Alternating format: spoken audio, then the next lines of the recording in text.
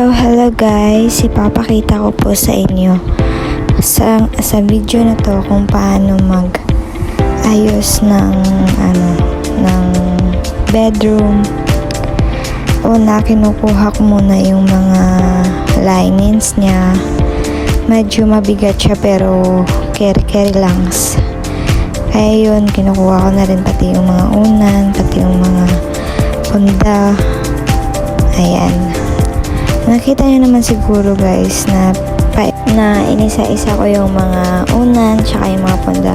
So for today's video po is dito po kasi kami na-assign ngayon sa housekeeping. So ganun na nga, kinukuha ko muna yung mga lines niya, pinapaisa-isa ko po. Katapos inaayos ko ng mabuti para maging maayos tignan. Kinukuha ko po lahat. Ayan. At pagkatapos ay kukuha ako ng panibagong linen at ayusin ko muna bago ko ilalagay para hindi siya pangit tignan. Ayan, parang ganun, parang menekos lang. Charot lang po.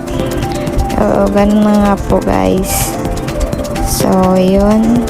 Tinitaklop-taklop ko muna. At inaayos ko po ng mabuti para hindi siya pangit tignan.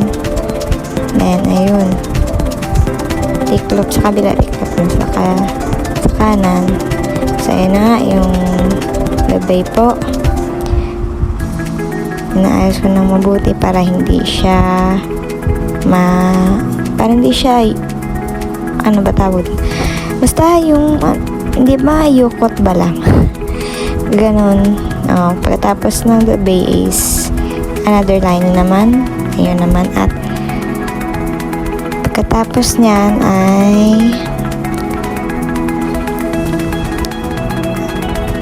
piloon siya guys. Ang dua ka pilo. Then, amo lang na. Ganon lang po. Una-una po siguro hindi po kaya ng katawan ko kasi mas mabigat pa yung linen, yung tela ba. Mabigat pa yung tela kaysa sa kamay ko. Kaya, ayun, inaano ko lang para hindi siya nabatawag dun? Hindi siya mahirap. Ganun po. Tinitiklop-tiklop lang at pinaplansya gamit yung kamay para hindi siya pangit tignan. Naayos na mabuti para hindi pangit tignan.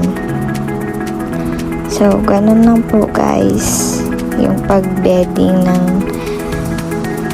linen. At yun, inaayos ko ng mabuti dyan kasi dyan last part na yan yung sobrang pangit tignan pero inaayos ko ng mabuti.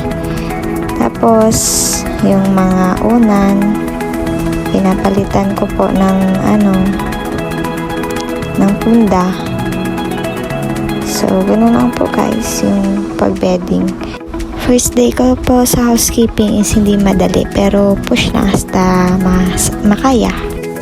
So ito na po yung resulta ng beddings ko. Ganun lang po. Thank you for watching. God bless.